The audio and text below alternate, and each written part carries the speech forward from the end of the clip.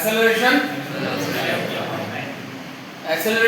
velocity upon time, and we know that velocity is equal to displacement upon time, displacement upon time, बोले तो acceleration is equal to displacement upon time upon 1 by time।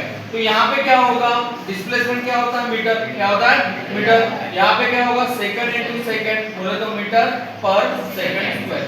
It is the right meter per second square, right? If you write as the meter per second is the wrong, is the wrong। Means numerator and denominator single में लिखना है, denominator में लिखेंगे तो क्या हो जाएगा wrong हो जाएगा, क्या हो जाएगा wrong।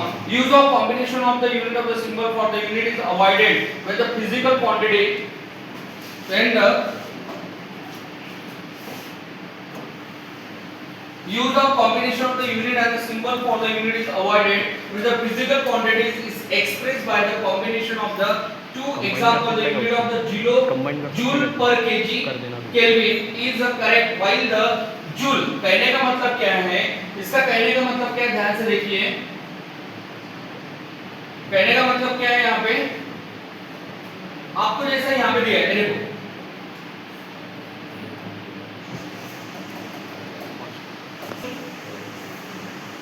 केजी केल्विन, जूल पर केजी पर केल्विन दिया है।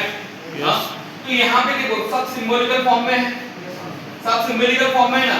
अगर इसी को मैंने पहले जूल लिखा, फुल फॉर्म में लिखा जूल, बाद में केजी और बाद में के, तो this is the wrong and this is the right, यानी कि यूनिट जो आप रिप्रेजेंट करेंगे वो हमेशा अगर सिंबल में है तो पूरा का पूरा सिंबल में लिखना है, पूरा का पूरा समझ में क्या। नहीं तो साइंटिस्ट का नाम है तो पहले साइंटिस्ट का नाम फुल फॉर्म लिख दिया, बाद में सिंबल लिखा, बाकी की unit, it will be the wrong. Then after that सी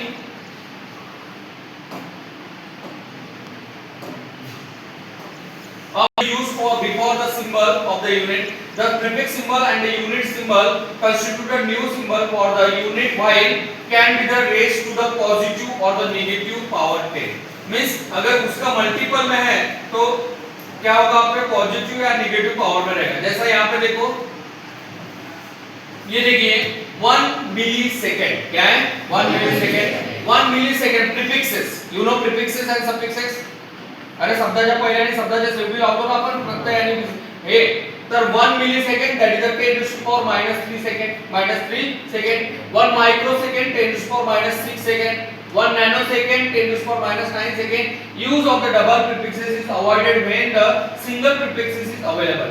अगर आपके पास सिंगल प्रीफिक्सेस अवेलेबल है तो डबल प्रीफिक्सेस यूज करने की जरूरत नहीं है। जैसे for example 10 to the power -6 second that is a 1 mu second, not a 1 mms।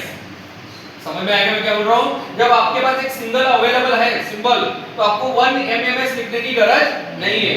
1 10 to the power -9 second बोले तो नैनोसेकंड को माइक्रो म्यू ऐसा लिखने की गरज नहीं है। समझ में आया मैं क्या बोल रहा हूँ। जब सिंगल फॉर्मेट पता है तो डबल फॉर्मेट लिखने की गरज है क्या, हाँ जब सिंगल फॉर्मेट पता है तो डबल फॉर्मेट लिखने की गरज है क्या, नहीं।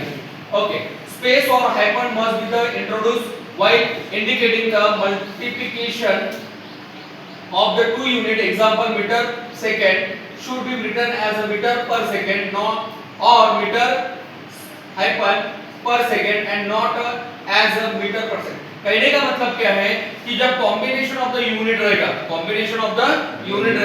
तो उस कॉम्बिनेशन ऑफ यूनिट में किस तरह आपको लिखना है या फिर ऐसा लिखना है। अगर मैं एकदम ऐसा क्लोज करके लिख रहा हूं तो ये क्या हो जाएगा, मिली सेकंड, क्या हो जाएगा, इसका मीनिंग क्या होगा, मिली पर सेकंड, लेकिन अपने को लिखना क्या वैसा, क्या करना है आपको, थोड़ा सा हाइफन देना है, थोड़ा सा गैप देना है, या रेशो में लिखना है, या रेशो में लिखना है। समझ में आया जितने